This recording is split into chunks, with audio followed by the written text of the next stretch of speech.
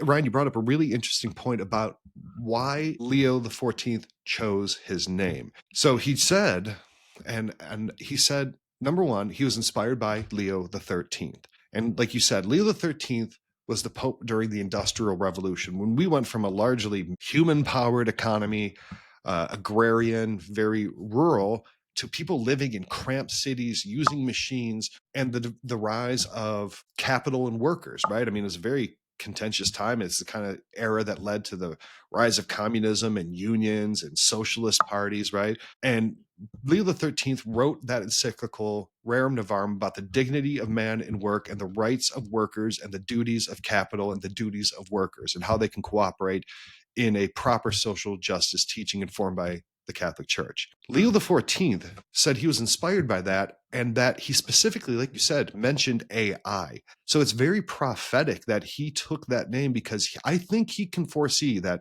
look, let's say his pontificate lasts 10, 15 years. We're going to be deep, deep into the adoption, development, and the fallout of what artificial intelligence is going to do to our economy and to our human dignity. And that we have a pope that has the foresight to choose his name based on a pope who responded to a similar crisis in the human life and development 150 years ago, and that he can foresee that he's going to have that issue in his pontificate, I think is very instructive as to what he views as some of the major problems that's going to have to be addressed while he's pope. Yeah, and one of the things Leo the 13th did, because I read that encyclical in the seminary and particularly liked it, just being an entrepreneurial spirit.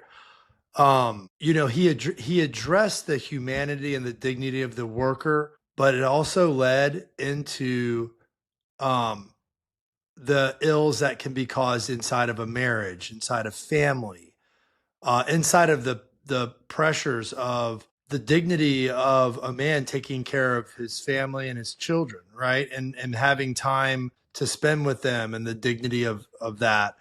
Yeah, you're right. And like you said, we're on that precipice, and the Vatican needs to respond and have clear leadership and clear spiritual guidance on this, because AI is going to blur the line between realities.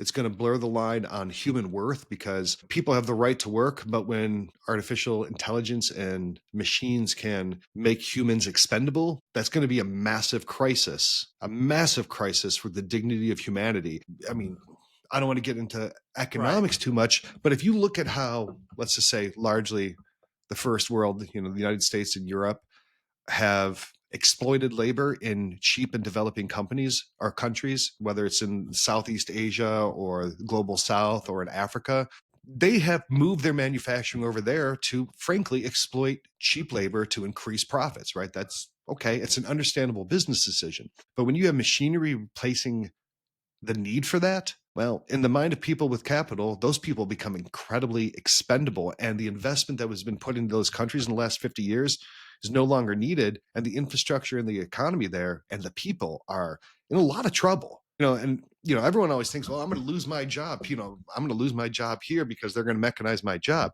Whole cultures are going to be viewed as expendable by the people with money, people with power. That's a big problem, because I promise you, some dude working in a sweatshop in Malaysia making Nikes is every bit as valuable to God as, Elon Musk. But the world and the economy doesn't view it the same. So that's something that Leo's going to have to really address. Yeah. And not to just belabor this particular topic, because I know we've discussed it.